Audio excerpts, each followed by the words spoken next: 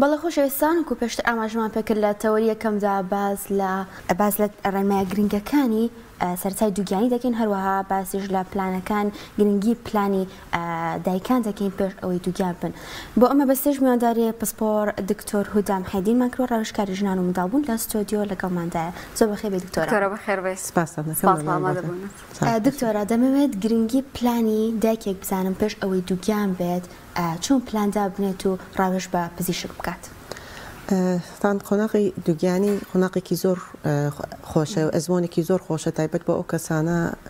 ینی سەرەتای ژیانی هاوسەرگیریانە بێتەوە. ئەو دووگیانەیەکە بە پلانەوەیەتەوە زۆر باشترە لەو دووگیانی بەبێ پلان ئەبێتەوە.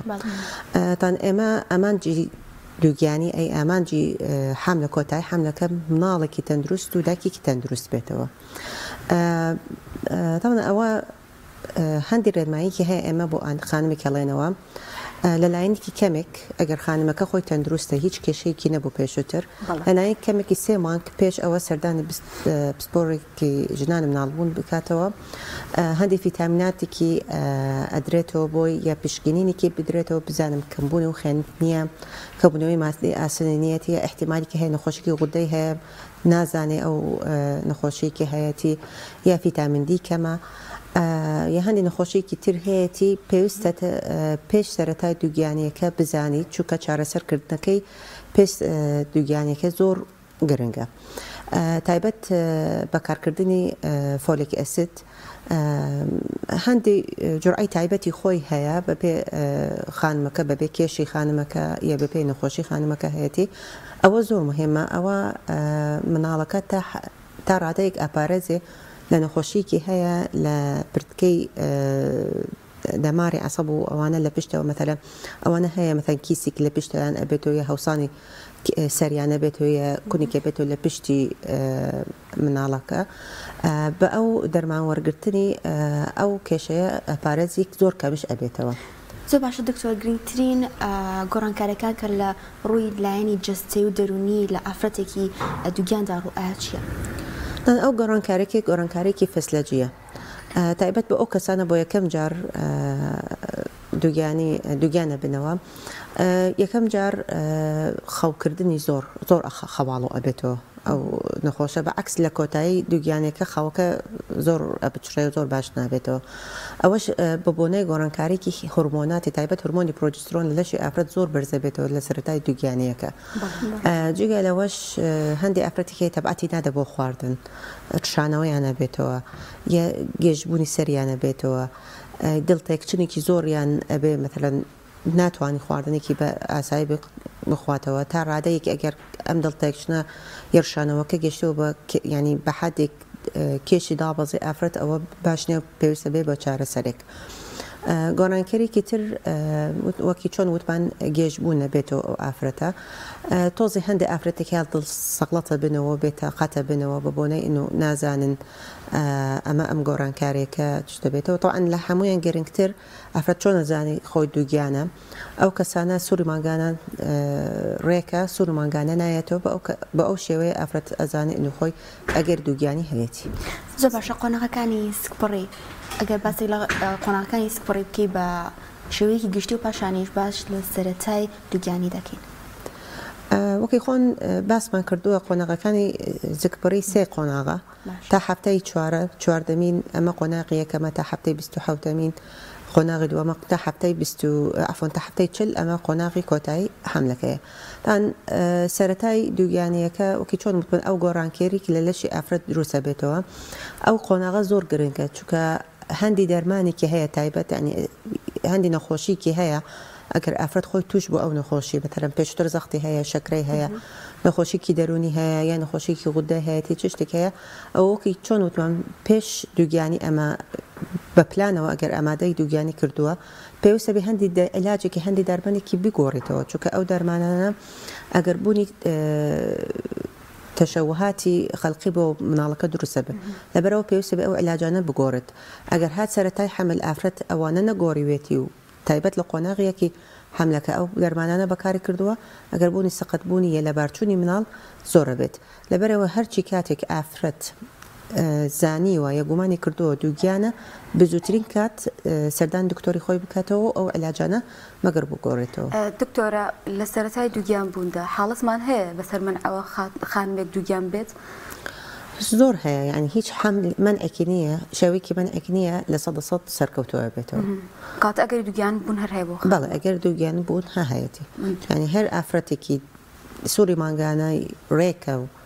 عادەی دوا کەوتووە، حتى ئەوانش ئەگەر سووری مانگانەش ڕێک نییە ئادەکان دوا کەوتووە هە پشکنینی حمل مەگەر بکەنەوە. ئەی پشکنینەکانی سەرەتای حمل یان دووگیان بوون چییە؟ ئەو پشکنینانە کامانن کە دەرێخا ئەم خانمە بوون بە دووگیانە یان بە چ شێوازێکە؟ خۆی فەحسی دووگیانی بە شێوەی خوێن هەیە، بە شێوەی میز هەیە. بەڵێ ئەوە ئەگەر بە شێوەی خوێن زووتر دەرەچێ دووگیانیەکە. طبعا پێویستە بێت لە سەرەتای دووگیانی ئێمە بزانن ئەم ئافرەتە کەم خوێنی هەیەتی یان نا، شەکرەی ئافرەتەکە باشە. ئەگەر خۆی نەخۆشی غودەی هەبوو سەرەتای گیانەکە کۆنتترۆلی غودەکە بزانم چۆنە کۆنتترۆل نییە، ئەگەر خۆی شەکرە هەیە بزان شەکرەکە کۆنتترۆڵە یان کۆنتترۆل نییە. ئەگەر نەخۆشیکی تر هەیە بە پێویستی نەخۆشەکان فەحس بکرێتەوە. فەحسێکی تر هەیە مثلا فەحسی میز، چونکە هەندێک ئافرەتێک هەیە نیشانەی ئیلتیهابی میزڵانی نیەتی، ئەگەر ببێت چارەسەرکردن یعنی ئەوە بەجێڵن چارەسەر نەکەنەوە بۆی ئەگەری ئەبێتەوە تووشی لەبارچوونە بێتەوە لە سەرەتای دووگیانی ئەگەر ئیلتیهابی هەبوو. زۆر باشە دکتۆرە لە سەرەتای دووگیانە و خۆش ئاماژەت بێدا دڵتێکەڵ هاتنیان هەیە ئەو خانمانە، چی بکەم بۆ ئەوەی ئەم دڵتێکەڵ هاتنە کەم بکەنەوە و ئایا ئەم دڵتێکەڵ هاتنە کاریگەری خراپی هەیە؟ خۆی بە حەدی ذاتی خۆی دڵتێکهاتن یعنی کێشەیەکی نییە بۆ ئافرەت دووگیان، بەس تۆزی ناڕحەتێکی حس بێکە چونکە ناتوان مەثەن خواردن هەندێک خواردنێکی بخواتەوە. ئەو دڵتێکچن کێشەی نییە بۆ کۆرپەکەش، بەس ئەگەر هات بە شێوەیەکی زۆر بوو، وەکی چۆن وتمان ئافرەت بە ڕۆشتبوون ڕۆشتووە، سستبوونی گورچیلەکانی کردووە یا کێشی زۆر دابەزی، ئەو کاتە کارەگەرێکی خراپە بێت لەسەر لەشی ئافرەتەکە یەکەم جار ئەنجە دوای لەسەر کۆرپەکە خراپ. زۆر باشە بابێنە سەر خواردنەکان. گرنگترین خواردن کە پێویستە خاتوونێک لە سەرەتای دووگیانیدا بیخوات چ خواردنێکە ئەبێت گرنگی پێ بات؟ خۆی سەوزە و میوە لە هەموویان مهمترە. طبعا گۆشت بە هەرچی جۆری گۆشتی بێتەوە ئەوە زۆر باشە. هەندێک ڤیتامیناتێکی هەیە ئەگەر بە ڕێژەیەکی بەرز بخۆنەوە لە سەرەتای دووگیانی ئەوە ئەبێتەوە ینی خراپە بۆ مناڵ، نقصانی مناڵ دروستە بێت، ینی وەکی چۆنە ماژەکەن ڤیتامین ئەی. ئەوە ئەگەر ئەڵێنەوە تایبەت لە جگەری حیوانە جگەری مریشک زۆر هەیە، ئەوە ینی خواردنی ئەوانە لە سەرەتای دووگیانی باشترە کەم بکرێتەوە. تەواان لە هەمان کاتێک هەندێک گیای هەیە مەثەڵەن تایبەت دارچینی یا شتێکی تر مەثەڵەن گرژبوونی ڕەحم زۆر ئەکا، لەبەرەوە باشترە ئەو شتانە بەکارنەکە و شتێکی ترشی زۆر یەتونێکی زۆر ئەمانە تەسیرەکەن لەسەر گەدەی نەخۆشەکە. لەبارەی خەوە خانمێک بۆ نەخەوی چۆن ڕێکاتەوە؟ ئایا گرنگە خەو بۆ لایەنی تەندروستی خانمێکیان؟ خەو زیاتر بە باشتر بێتەوە لە کاتی شەو، ینی لە دوای سەعات 2 تا سەعات 6 بەیانی، ینی 8 سەعات تا ڕادەیەکی بە پێویستی احتیمالی کە بێتەوە بە 10 سەعاتێک ڕۆژانە. لەبەرەوە درەنگ خستان لە خەو بۆ ئافرەتی دووگیان باش نییە، احتیمالی کە هێندی نەخۆشیێکی تەمبەڵێکی دروستە بێتەوە بۆی ئەنجە بەبوونەی ئەو نەجوڵان و ئەو شتە ئەگەرێ بێت نەخۆشیێکی یعنی یارمەتی دەرە بێتەوە بۆ توشبوون نەخۆشی شەکرەی حەمل. دکتۆرە جیاوازی هەیە لە خانمێکە کە یەکەم جاری بێ سکپۆڕ بێ لە خانمێک کە بۆ چەندەمین جاری بێ ینی منداڵی ببێت؟ جیاوازیەکەی خۆی وەکی چۆن وتم ئەزمونە. هەندێک خانمێکی هەیە مەثەڵەن بەبوونەی ئەو گۆڕانکارە لە لەشی هاتووە لە ترسی ئەبێت تۆزێک ترسە بێت، بەس ئەوان تر مناڵی تریان هەبوو یا پێشووتر هەند بوو ئەزبوویان هەبوو، ینی هەندێک جارێک خۆیان بەبێ پێویستی دکتۆرش ئەزانن چی ئەکەن و چی ناکەن. زۆر جیاوازیکی هەیە، ینی لەبەرەوە وەکی چۆن خوشکی گەورە ینی ئامۆژگاریکی ئەوان ترش ئەیکە بەتەرە ئەو گۆڕانکار لە لەشت هاتووە شتێک هاتووە مەترسە، یعنی هەندێک ئافرەتێک ئەترسی لە بەبوونەی ئەو نان نەخواردنە ئەڵێ من نان زۆرە خۆم ئەفۆن زۆر کەم ئەخۆمەوە بەیانیان زوو میزەکەم دڵم تێکەچێ پێویستە ئێمە یعنی ئەو ترسە لە لەشی ئەو ئافرەتە کەم بکەنەوە لە دەرونی ئەو ئافرەتە کەمەکەنەوە، پێ بڵێن ئەمانە شتێکی سروشتی و طبیعیە فەسلەجیەکی طبیعیە بۆ دووگیانی پێویست ناکە بترسێ وبعكسەوە ئەو دڵتێکچن و ئەو بێتاقەتی ئەوانە لە سەرەتای دووگیانی نیشانەیەکی ئەنو ئەو دووگیانیکە تەندروستە. زۆر باش دکتۆرە لەوانەیە هەنێک خاتون هەبن پلاسێمانگی یەکەمی سەرەتای دووگیانەکاندا خوێنیان هەبێت. ئایا ئەمە شتێکی ئاسایی یاخود دەبێت بە دوای داچوونی بۆ بکەن؟ نا هەرچی خوێنێک لە کاتی دووگیانی ببینێ ئافرەت دوای وەستاندنی سووری مانگانە مەتەن ئەو سوور مانگانە تەواو نەهاتەوە و تأکید بوو و حملی هەیە دوای ئەوە هەرچی خوێنێک ببینی ئاسایی نییە. يعني ئەمە تا سەرەتای تا پێنجمانکی سەرەتای حمل ئەڵێن لە بارچوونە ترسی لە بارچوودمان هەیە ئەگەر مناڵەکە زیندووە لە زگیدارێکی ئەوە تقریبا زۆر حالەتێکی یان تقریبا احتیمالێکی لە 125 ئافرەتی هەر ئافرەتێکی ترسی ئەوەی هەیە لەبەرەوە هەرچی کاتێک ئەو ئافرەتە خوێنی دیوە لە کاتی دووگیانیکە پێویستە پشکنینێک بکرێتەوە بۆی سۆنەرش بکرێتەوە بۆ بزانم مۆزعی مناڵەکە باشە یانە ئەگەر مناڵەکە تەندروستە هەندێک علاجێک هەیە ئەدەن بۆ نەخۆشەکە هەندێک ڕێنماییەکی هەیە ئەیکەن بۆی ئەدەن بۆی هەتا ئەو ترسە لە بارچوونەکەی کەم بکاتەوە. باشە دکتۆر هەمیشە باس لە فۆلیک ئەسید دەکرێت یعنی بۆ سەرەتای دووگیان بوونیش هەر باست لەوە کرد گرنگی ئەم دەرمانە چییە بۆ خانمێکی دووگیان و پێویستە هەر لە سەرەتایە بەردەوام بێ باشترە سێ مانگ پێش دووگیانی دەست پێ بکە تا کۆتاییەکە تایبەت تا عەلەقەل تا کۆتایی سێ مانگەکە بەس ئەمە ئەگۆرەوەکی چۆن وتمان هەندێک ئافرەتێکی مەثەن قەڵەوە پێویستە جورعایکی زۆر هەندێک علاجێک هەیە تەسیرەکە لەسەر فۆلیک ئەسید ئەو کاتە هەند جورعایکی زۆر فۆلیک ئەسید پێویستە فۆلیک ئەسید گرنگەکان جگەلێت گرنگەکە بۆ لەشی نەخۆشەکەی خۆی هەندێک ئەندامی جەستەی کۆرپەلا لە زگیدایەکی تایبەت هین مێشک و دەمار ئەوانە زۆر تەسیرە بێ لەسەری ئەنی ئەگەر فۆلیک ئەسید هاتووە کەم بووتەوە لە لەشی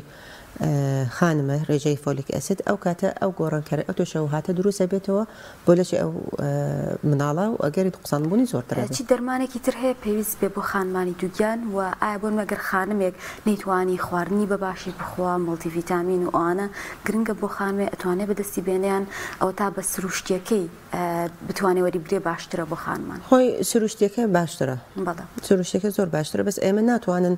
ڕێژەی ئەو ڤیتامینەکان پێویستیەتی بۆ کاتی دووگیانی بزەبت لە خواردنەکە دەرکەن یان احتیمالێکی مەتەلەن تەبعەتی ئافرەت ئەگۆڕێ مەتەلەن ئەو ئافرەتە پرتقال زۆر ناخوا یە سەوزەوات زۆر ناخوا ئەو کاتە ئێمە زۆر ینی ئێستا کۆمەڵێکی زۆر ڤیتامیناتی هەیە ئامادەکراوەکەی بە ئەم شێوە جورعایەکی ڤیتامینەکان دیاریکراوە لە حەبەکە ئەتوانی خانم ئەو حەبە بخواتەوە باشترە ینی ئەو ڤیتامینەکانی پێویستێتی زۆر ڤیتامینێتی هەیە ینی جگە لە فۆلیک ئەسید ڤیتامین دیە سیلینیۆمە مادەی ئاسنە بە شێوەیەکی جورعایەکی کەم ئەگەر خۆی نەخۆشەکە کەم بوونی ئاسنی نەبوو زۆر علاجێکی تر هەیە بەکارە. زۆر باش دکتۆر کۆزانین لە ماوەی دووگیانیە خانمان ناتوانن لە خۆ دەرمان بەکاربێن ئەبێت لە ژێر چاودێری پزیشکا بێت بەڵام کاتی خانمێک دەچێتە بۆ بازارەکەەوە یان شوێنێکەوە ژانەسەرێکی بۆ دروست ئەبێت ئایا چ دەرمانێک سەلامەتە بەبێ ئەوەی پزیشک ئاگاداری بێت خاتونەکە بخوات. زۆر جار ئازارشکێنێک بەکارێنێ لەو کاتە ئازارشکێن بەڕاستی هەموو ئازارشکێنەکان باش نین لە بۆ کاتی دووگیانی تەسیریان هەیە لەسەر بورچیلەی مناڵ بەس تەنانەت پاراستۆڵ هەبی پاراستۆڵ کێشەیەکی نییە تایبەت ئەگەر بەکارکرێتەوە بە ئەو شێوەیە یعنی پێرەگەی پێدراوە بۆی بۆ کاتی دووگیانی ینی ئەتوانن مەتەنن بڵن لە ڕۆژێک حەبی 500 تقریبا تا 4 حەب ئەتوانی بەکار بکاتەوە هەند چەند بتوانێت ئافرەتەکە ئەو خۆکاری ئەو ژانە سەری و ئەوانە بزانە باشترە لە بەکارکردنی علاج. باشە باسی خواردنانت کرد کە پێویستە دایکانی دووگیان بیخۆن لە سەرەتای دووگیانیدا بەس پێویستە چ خواردنێک نەخورێت لە سەرەتای دووگیانیدا بۆ ئەوی کارگەری خراپ دروست نەکات لەسەر هەم دایکە و هەم کۆرپەکە. وەڵی ئەو خواردنەوەکەی وتمان جگەر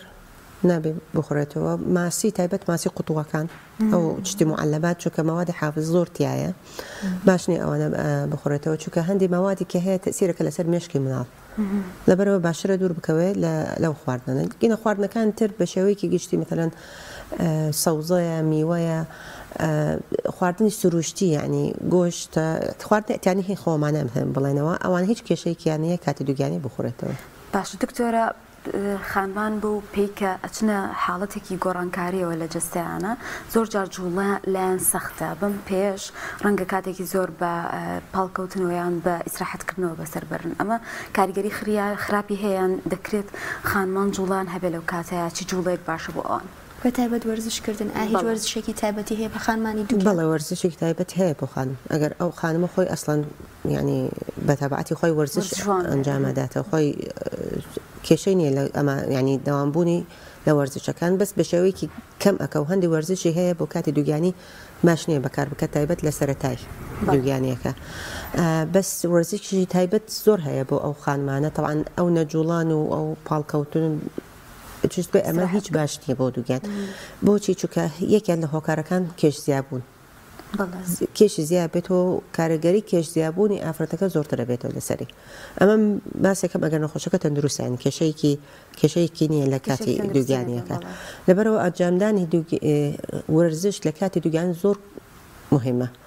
هەم لەشی ئافرەتەکە سووکەکە هەم گۆڕانکاریەکان لەسەر لەشی دروست بوو لە کاتی دووگیانی کەم ئەکاتەوە و ئەمادەبوونی بۆ مناڵبوونی سروشتی زۆر باشترە بێتەوە دکتۆرە بەس بۆ هەنێ خانم کە خوان وەرزش ناکەن بە بەردەوامی چی جوڵەیەک باشین بۆ زۆر جارەوترێ هەر ڕۆشتن بە پێ بۆ خۆی بۆ ئەم خانمە سوودی هەیە ڕۆشتن لە لایەنی کەمێک لە ڕۆژانە نیو سەعات بکرێتەوە زۆر باشە بۆی پاسکیلکردن ئەگەر بتوانی و مەلەکردن ماڵ ئەمانە زۆر باشە بۆیە زۆر باشە لەوانەیە هەندێک خاتوون لە کاتی دووگیانیدا زیاخۆری بکات یان زۆر بخوات ئایا پێویستە چندێک بخۆن ئایا کەمخۆری دایم خۆر بن باشترە یان ئەوەی کە زۆر بخۆن خۆیەوەکە چۆن جانان بتوتەوە کەمخۆر و دائیم خۆر باشترە تاعاان هەندی ئافرەتێکی هەیە ئەڵە من دوو کەسم یان هەم خۆم و هەم کۆرپەکەم بێویستە زیاتر بخۆم نە ئەوە خراپە نابێتەوە بەکار ینی ئەفۆن بە ئەو شێوەیە بخۆاتەوە ئەگەر دێتەوە بە خواردنێکی کەمێکی دیاریکرا و نییە مەتەرەن مرۆڤێکی ئەتیادی 2000 کیلۆکالۆری بەکار ئەکرا لە کاتی دووگیانی ئەبێتەوە 2400 2500 ینی تۆزی خواردنەکەی زیاکە نەک ڕێژێکی زۆر دکتۆرە هەندێک خانممان هەیە هەر لە سەرەتای دووگیان بوونەوە پلانیان ئەوەیە بە سروشتی منداڵەکەیان ببێ جا بۆ ئەمەش هەندێکیان حەزەکەن لە سەرەتاوە ڕێنماییان پێ بدرێت لایەن دکتۆرە ئەم خانمانە دەکرێت چی بکەن هەم لە ڕووی جوڵە و ئەوانەوە هیچ ڕاهێنانێک هەیە بۆ خانمانی دووگیان بۆی کە لە دواتردا منداڵەکان بە سروشتی ببێت بەڵێ ئێستا ئێمە خۆی یان ئامادەکردن بۆ مناڵێکی سروشتی مەگەر مشکی خانمەکە خۆی ئامادە بکاتەوە یعنی مەگەر گوێ نەکاتەوە بۆ ئەو کەسان دەوروبەری ئەڵێنەوە نابێ بە تەبیعی بێتەوە یا تەبیعی بوون خراپە بۆت و ئازاری زۆرە ئەوانە ئەمە مناڵبوونێکی سروشتی ینی سبحان الله وتعالى ئەوە دروستی کردووە لە خانمە شتێکی هیچ کێشەیەکی نییە بۆ زۆربەی کاتەکە لەبەرەوە ئەمە هەموو خانم کە ئەتوانی بە تەبیعی بێتەوە ئیلا ئەگەر خۆی کێشە لە شێوەی هاتنی کۆرپەکە بێتەوە یە شێوەی لە جەستەی خۆی هەیە ئامادەکردن و ڕاهێنان زۆر سەر تاوەکی چۆن متمان ئەنجامکردنی وەرزشی تایبەتی هین دووگیانی هەیە ئەم وەرزشانە بکرێتەوە حوزی ئافرەت و مەسڵکەکانی ئافرەت لە خوارەوە زۆر ئامادە ئەبنەوە بۆ کاتی مناڵبوون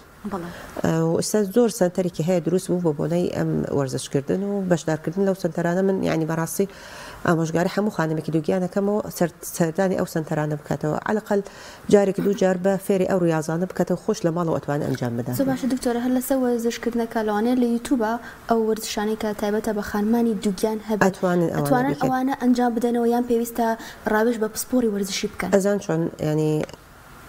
پسپۆری وەرزش بۆ مهمە چونکە هەندێک وەرزشی هەیە بۆ من باشە بۆ تو خراپە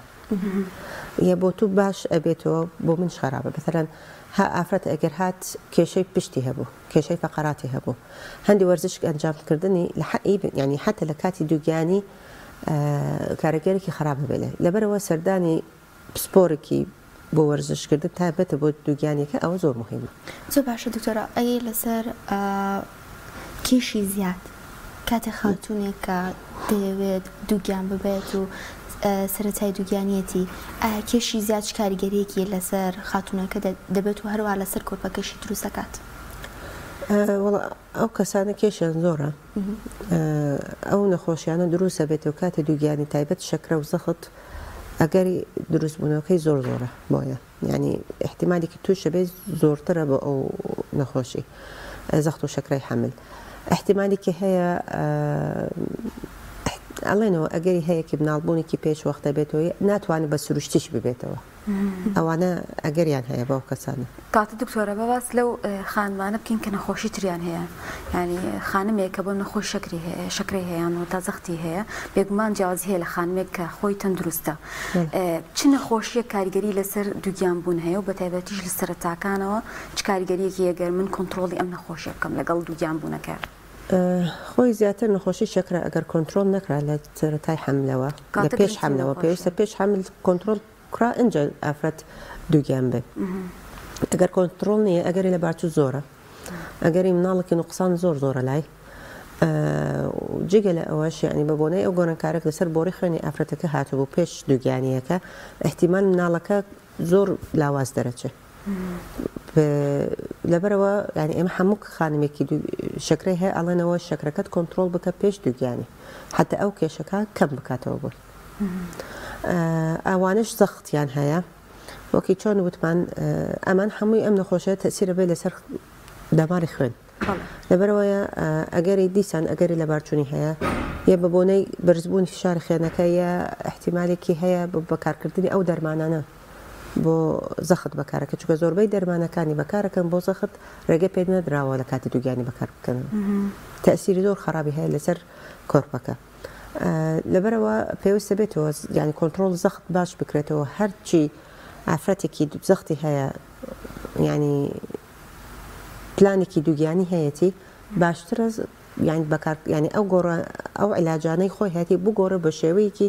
ئەو عیلاجانە سەلابەتە کاتی دووگیانی بەکار. زۆر باشە دکتۆرە ئەی ئەگەر خاتونێک پێشتر نەیزانی بوو نەخۆشیێکی هەیە مام کاتێکە دەچێت پشکنین دەکات بۆ دووگیانەکەی دەردەکەوێت کە نەخۆشیێکی دیاریکراوی هەیە مامەڵەکردن لەگەڵ ئەم جۆرە کەسانە ئەم جۆرە خاتونانە چۆنن؟ وەڵی ماماڵەکردن لە وەکی مامەڵەیەکی چۆن پێش دووگیانی هەیە بەتەلەن زەختی حملە شەکرەی حملە بەس بەکارکردنی عیلاجەکە جیاوازە بێت و جگە لەوەش سەردانی پسپۆرێکی احتیمالێکی تەنانەت چارەسەرەکە بەس لەلانی دکتۆری ژنان نەبێ احتیمالێکی زۆر هەیە ئەنێرن بۆ دکتۆری پسپۆری بەتەلەن نەخۆشی شەکرەیە نەخۆشیێکی زەخت ئەوە ینی چارەسەرەکە بە لەلایەن دوو دکتۆرە بێتەوە نەک لەلایەن بەس دکتۆری ژنان بێت. دکتۆرە باسمان لە لانەجستەیەکە زۆر کرد بەڵام هەندێک لەو گۆڕانکاری تر کە بەسەر خانمی دووگیانایەت گۆڕانکاری دەرونیە لایانی دەرونی ئەم خانمەیە هەم بەهۆی ترسەوە بێ هەم بەهۆی ئەو گۆڕانکاریە خێرایانە بێت کە بەسەر جستەیەت ئەمە چۆنە؟ چ گۆڕانکارێک بەسەر خانمانە ڕۆیە ئەگەری بۆ من خەمۆکی حاڵەتەکانی چوار دەوری تا چەنە کاریگەری لەسەر خاتونی دووگیان هەیە؟ ئەو خەمۆکی تا ڕادەیەک بێتاقەتی هەست بێکە ترسی ئەبێتەوە لە دڵڕاوکەیەکە بێتەوە لەو هەندی نەخۆشەکە بەس ئەمە احتیمالەکەی زۆر کەمە یە احتیمال خۆی یان پێشتر خۆی نەخۆشەکە خۆی ئەو ئافرەتە پێشتر ئەو نەخۆشیانە هەیبوو پان دەوروبەرەکەی پێویستە بێتەوە یارمەتی بکەن ئامۆژگارێکی بکەن نەک بترسێنن ئەوە زۆر مهمە یعنی یەکی ئەتوانن بڵێنەوە ئەم گۆڕانکارێکی بکەن ئەو ترسەت هەیە تایبەت ئەوە کەسانە بۆ یەکەم جار زیگیانە بێتەوە پێ بڵێن ئەمە شتێکی طبیعیە تۆ هاتە پێویست ناکە قەلەقت بێ پێویست ناکە ترست بێتەوە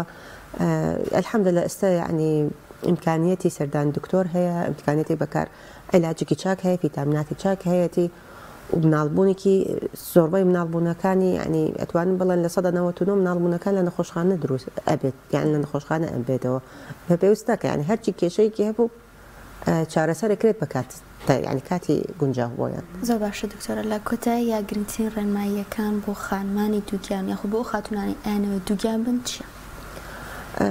وەکی چۆن وتمن لە سەرەتایەوە سەردانی دکتۆری پسپۆرێکی بکەنەوە پێش دووگیانی هەندێک پشکنێک هەیە مەگەر بکەن بەکارکردنی عیلاجێکی پێش دووگیانی زۆر مهمە یە گۆڕینی ئەو عیلاجانە مهمە و لە کاتی دووگیانی پابەندبوون بە ڕێنمایی دکتۆرەکە و ئەنجامدانی وەرزش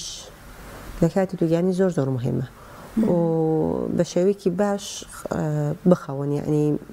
خەوەکە لە 8 ساعت 10 ساعت تێپەر نەبێ ڕۆژانە و خواردنێکی تەندروست زۆر گرنگە بۆیە. دەست خۆش بێ سپاس بۆ پرۆفیسۆر دکتۆر هودام حێدین ڕاوشکاری ژنان و منداڵبوون کە لەم تەوەرە کۆمەڵێک زانیاری پێبەخشین. سپاس بۆ ئێوە. سپاس بۆ ئامادەبوون. مەمنون بۆتان.